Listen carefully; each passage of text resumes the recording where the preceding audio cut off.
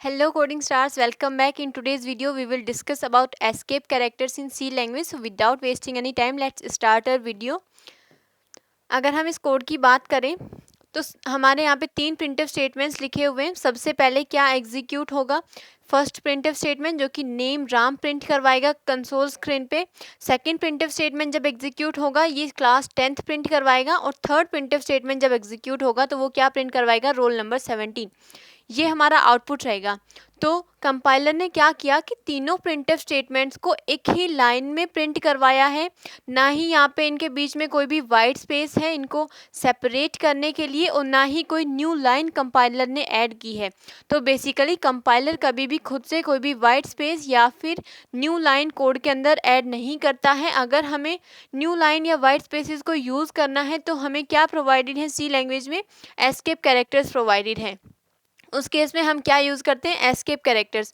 अब सपोज़ हमें एक नंबर प्रिंट 3 नंबर्स हमें प्रिंट करवाने 72 32 399 कुछ इस तरीके से हमें प्रिंट करवाने हैं. ठीक है, लेकिन जब हम इनको एक प्रिंटफ स्टेटमेंट में या 3 अलग अलग प्रिंटफ स्टेटमेंट्स में प्रिंट करवाएंगे उस केस में हमारा आउटपुट क्या रहेगा? 7232 399. ये कुछ इस तरीके से प्रिंट होगा, जो कि समझना थोड़ा हार्ड है कि क्या ये एक ही वैल्यू है, क्योंकि हमें नहीं पता अभी तक कि सपोज़ आपने तो ये कोड लिखा है, अगर कोई दूसरा पर्सन आपके कोड को देख रहा है, आपका आउटपुट देख रहा है, उस केस में उसको क्या मिलेगा? पूरी ये वैल्यू मिलेगी. तो वो उसको क्या कंसीडर करेगा कि ये एक ही वैल्यू है, ना कि 3 डिफरेंट वैल्यूज़ हैं. ओके, तो इसके लिए यानी कि कोड को जो हमारा आउटपुट है उसको और ज़्यादा बेटर तरीके से विजिबल करवाने के लिए हम क्या करते हैं? एस्केप कैरेक्टर्स यूज़ करते हैं. तो काफ़ी सारे एस्केप कैरेक्टर्स सी लैंग्वेज में प्रोवाइडेड हैं. अगर इस केस की बात करें तो अभी तक क्या हो रहा था कि हमारे तीनों जो प्रिंटफ स्टेटमेंट हैं वो एक ही लाइन में प्रिंट हो रहे थे. बट इस केस में क्या हो रहा है कि तीनों न्यू लाइन में प्रिंट हो रहे हैं. यानी कि सबसे पहले नेम राम प्रिंट हो रहा है, सेकेंड लाइन में क्लास, एंड थर्ड लाइन में रोल नंबर. तो ये ज़्यादा हमारे लिए इजी है समझना, या फिर ये ज़्यादा अच्छा कोड था? तो ये ज़्यादा इजी है. ठीक है, ये ज़्यादा बेटर हमें शो हो रहा है ये वाला आउटपुट. तो इसमें हमने क्या किया है कि सबसे पहले हमारे कोड में ये वाला प्रिंटफ स्टेटमेंट एग्जीक्यूट होगा जो कि name Ram as it is console screen पे प्रिंट करवाएगा. उसके बाद जब सेकेंड प्रिंटफ स्टेटमेंट एग्जीक्यूट होगा तो /n क्या करेगा कि जब हमारा कर्सर यहाँ था उसको किस नेक्स्ट लाइन में लेके आएगा. ठीक है, /n जो है हमारा एस्केप कैरेक्टर है, जो कि क्या करता है? लाइन को ब्रेक करने के लिए यूज़ किया जाता है. तो ये क्या करेगा? कर्सर को यहाँ से न्यू लाइन में जो है लेके आएगा. और फिर क्या प्रिंट होगा? Class 10th. जब हम थर्ड प्रिंटफ स्टेटमेंट में आएंगे तब जब कर्सर यहाँ होगा हमारा, ठीक है, जब ये प्रिंट हुआ क्लास 10th, उस टाइम पे कर्सर कहाँ था? 10th के बाद जब नेक्स्ट प्रिंटफ स्टेटमेंट एग्जीक्यूट होगा तो कर्सर क्या करेगा? सबसे पहले /n की हेल्प से क्या होगा? कर्सर जो है वो यहाँ से न्यू लाइन में आएगा और फिर क्या प्रिंट होगा? Roll number 17. तो इस तरीके से हम अपने आउटपुट को और ज़्यादा बेटर तरीके से यूज़र को शो करवा सकते हैं. तो इसमें हमने क्या किया? एस्केप कैरेक्टर्स को यूज़ किया. तो सी लैंग्वेज में काफ़ी सारे एस्केप कैरेक्टर्स हैं. सबसे पहले हम बात करते हैं /a की, जो कि क्या होता है? अलार्म और बीप. ये अलार्म और बीप साउंड जो है वो हमारे कोड में ऐड करता है. अगर इस कोड की बात करें तो सबसे पहले इसमें क्या होगा? ये प्रिंटफ स्टेटमेंट लिखा हुआ है. /n क्या करेगा? कर्सर को न्यू लाइन में लेके आएगा. Beep sound as it is print होगा. उसके बाद क्या होगा? /a एस्केप कैरेक्टर क्या करेगा? बीप साउंड या फिर एक अलार्म साउंड हमारे कोड में ऐड करेगा. जब बीप साउंड प्रेस होगा उसके बाद तुरंत बाद क्या होगा? एक बीप साउंड जो है वो एमर्ज होगा. नेक्स्ट /b की बात करें जो कि बैक स्पेस के लिए यूज़ किया जाता है. अगर हम बात करें कीबोर्ड में एक की होती है बैक स्पेस नाम से, जो कि क्या करती है? लेफ्ट साइड से एक टाइम पे एक कैरेक्टर को रिमूव करती है. अगर हेलो लिखा हुआ है हमने और कर्सर ओ के बाद है, तो जब हम बैक स्पेस की प्रेस करेंगे उस टाइम पे कर्सर कहाँ आ जाएगा? यहाँ. और जो ओ है वो हमारा रिमूव हो चुका होगा. यानी कि बैक स्पेस की क्या करती है? लेफ्ट साइड से एक एक कैरेक्टर जो है वो रिमूव करती है. उसी तरीके से जब हमें अपने कोड में कोई भी कैरेक्टर अगर लेफ्ट साइड से रिमूव करना हो उस केस में हम क्या यूज़ करते हैं? /b हम यूज़ करते हैं.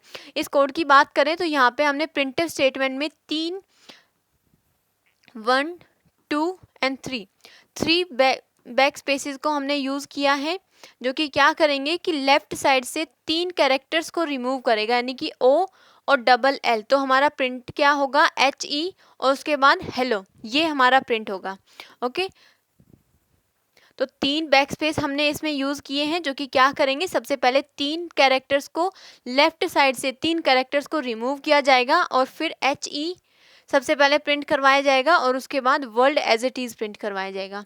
ओके, तो स्पेशली जो हमारे एस्केप कैरेक्टर्स होते हैं वो 2 कैरेक्टर से मिलके बने हुए होते हैं। अगर बैक स्पेस की बात करें तो सबसे पहले स्लैश और बी, जो कि हमारे 2 कैरेक्टर हैं, लेकिन एस्केप कैरेक्टर्स को एक सिंगल कैरेक्टर जो है वो कंसीडर किया जाता है। ओके, ये 2 कैरेक्टर नहीं कंसीडर किए जाएंगे, ये क्या कंसीडर किए जाएंगे, सिंगल कैरेक्टर कंसीडर किए जाएंगे। नेक्स्ट स्लैश एन की बात करें तो अभी हमने देखा था कि किस तरीके से स्लैश एन क्या करता है, न्यू लाइन ऐड करता है कोड के अंदर। तो सबसे पहले क्या होगा, जब ये प्रिंटफ स्टेटमेंट एग्जीक्यूट होगा तो सबसे पहले कर्सर न्यू लाइन पे आएगा, यहाँ से कर्सर न्यू लाइन पे आया और क्या हुआ, फर्स्ट लाइन प्रिंट हुआ। सेकंड, जब प्रिंटफ स्टेटमेंट एग्जीक्यूट होगा तो स्लैश एन कर्सर को यहाँ से क्या करेगा, ब्रेक करके लाइन को नेक्स्ट लाइन में आएगा और क्या प्रिंट करवाएगा, सेकंड लाइन प्रिंट करवाएगा। तो slash an escape character use किया जाता है लाइन को ब्रेक करने के लिए या न्यू लाइन को ऐड करने के लिए। नेक्स्ट स्लैश टी, जो कि क्या है, टैब, यानी कि हम बात करें तो कीबोर्ड में एक की होती है टैब नाम से, किस नाम से, टैब नाम से, जो कि क्या करती है, कुछ नंबर ऑफ कैरेक्टर्स जितना स्पेस एम्प्टी छोड़ के उसके बाद कोई भी लाइन प्रिंट होती है जब हम टैब की को प्रेस करते हैं। तो उसी तरीके से सेम एज यहाँ पे स्लैश टी काम में लिया जाता है। सबसे पहले ये जब ये प्रिंटफ स्टेटमेंट एग्जीक्यूट होगा तो column A as it is print होगा, फिर जब slash T escape character evaluate होगा उस केस में क्या होगा, कुछ नंबर ऑफ कैरेक्टर्स जितना space as it is as it is छोड़ दिया जाएगा एम्प्टी। उसके बाद क्या प्रिंट होगा, कॉलम बी, फिर वापस से स्लैश टी क्या करेगा, कुछ नंबर ऑफ कैरेक्टर्स जितना स्पेस एम्प्टी रह जाएगा यहाँ पे, उसके बाद क्या प्रिंट होगा, कॉलम सी।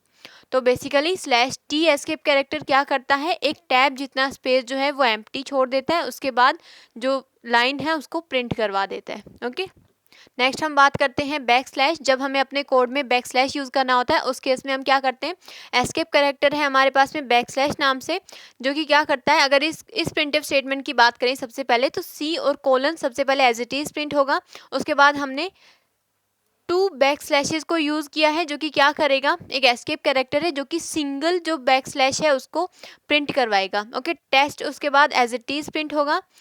यहाँ पे हमने वापस से 2 बैक स्लैशेस को यूज़ किया है, उसके बाद सिंगल बैक स्लैश प्रिंट होगा, फिर टेस्ट 1, उसके बाद वापस से सिंगल बैक स्लैश प्रिंट होगा, उसके बाद test 2 as it is print होगा। ओके, तो जब हमें अपने कोड में बैक स्लैश यूज़ करना होता है उस केस में हमारे पास में कौन सा एस्केप कैरेक्टर है, बैक स्लैश नाम से। नेक्स्ट हम बात करते हैं सिंगल कोट्स की। जब हमें अपने कोड में सिंगल कोट्स को यूज़ करना होता है उस केस में हम क्या करते हैं, इस कोड में हम क्या कर रहे हैं, हेलो को किस में प्रिंट करवा रहे हैं, सिंगल कोट्स के अंदर हम प्रिंट करवा रहे हैं। तो उस केस में हम क्या करेंगे, जब भी हमें सिंगल कोट्स को यूज़ करना होता है तो हम किसके साथ करते हैं, बैक स्लैश के साथ यूज़ करते हैं, यानी कि सबसे पहले बैक स्लैश उसके बाद सिंगल कोट। इस तरीके से हम सिंगल कोड जो है उसको अपने कोड में प्रिंट करवा सकते हैं, आउटपुट में हम प्रिंट करवा सकते हैं। तो इस कोड में हम क्या कर रहे हैं, सबसे पहले back slash inverted coma single quote, फिर हेलो, फिर वापस से बैक स्लैश और फिर सिंगल कोट। ओके, इस तरीके से हम सिंगल कोट को अपने कोड में यूज़ करेंगे बैक स्लैश के साथ में। अगर डबल कोट यूज़ करना है तो सेम एज सिंगल कोट की तरह ही हम यूज़ करेंगे, सबसे पहले बैक स्लैश उसके बाद डबल इन्वर्टेड कोमा यानी कि डबल कोट, फिर हेलो, फिर वापस से बैक स्लैश उसके बाद डबल कोट। तो ये क्या प्रिंट कराएगा, इन बैक स्लैशेस को प्रिंट नहीं करवाएगा, सिर्फ इतना स्टेटमेंट जो है वो हमारा आउटपुट में प्रिंट होगा। ओके, सेकंड हम बात करते हैं क्वेश्चन मार्क की। जब हमें क्वेश्चन मार्क को प्रिंट करवाना होता है तो सेम केस वही हम इसके साथ भी यूज़ करते हैं, सबसे पहले बैक स्लैश उसके बाद क्वेश्चन मार्क। तो ये क्या प्रिंट करेगा, एक सिंगल क्वेश्चन मार्क जो है वो प्रिंट करवाएगा, what is your name as it is print होगा सबसे पहले, उसके बाद बैक स्लैश और क्वेश्चन मार्क क्या कर रहे हैं, ये क्वेश्चन मार्क को जो है वो आउटपुट स्क्रीन पे प्रिंट करवाएगा। ओके, तो ये कुछ ऐसे कैरेक्टर्स हैं, अगर इनको हमें यूज़ करना है तो हम इनको एस्केप कैरेक्टर्स के साथ में यूज़ कर सकते हैं, यानी कि बैक स्लैश के साथ यूज़ कर सकते हैं, ऐसे inverted coma, double inverted coma, ठीक है, ये क्वेश्चन मार्क हो गया। इन कुछ स्पेशल कैरेक्टर्स को। ऑक्टल नंबर अगर हमें प्रिंट करवाना है तो उस केस में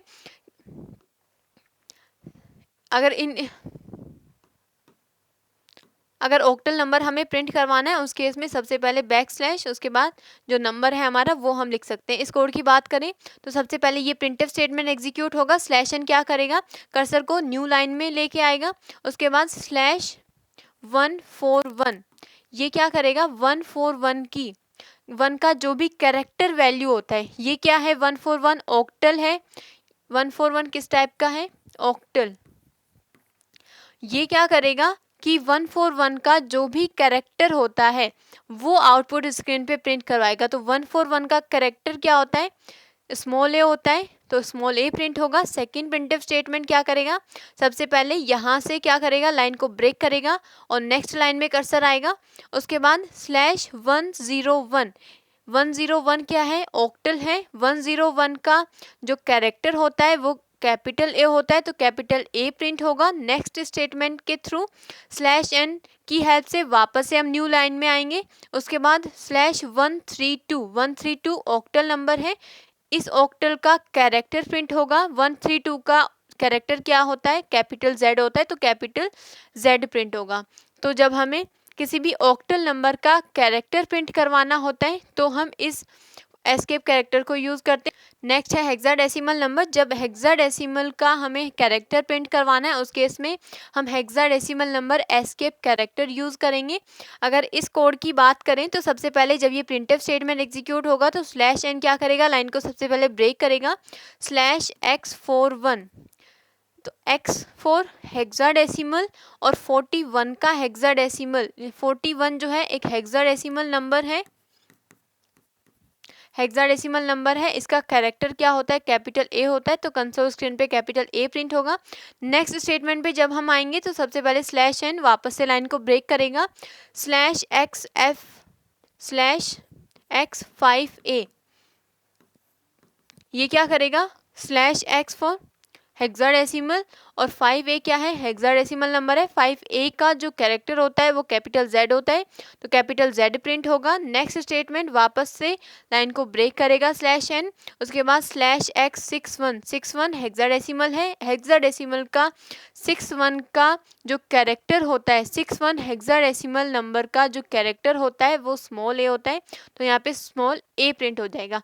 तो एस्केप कैरेक्टर्स हम बेसिकली यूज़ करते हैं अपने आउटपुट को फॉर्मेटेड मैनर में प्रिंट करवाने के लिए। ओके, मेनली हम इनको फॉर्मेटेड इनपुट आउटपुट फंक्शंस के साथ ही यूज़ कर सकते हैं, अनफॉर्मेटेड इनपुट आउटपुट फंक्शंस के साथ हम यूज़ नहीं कर सकते।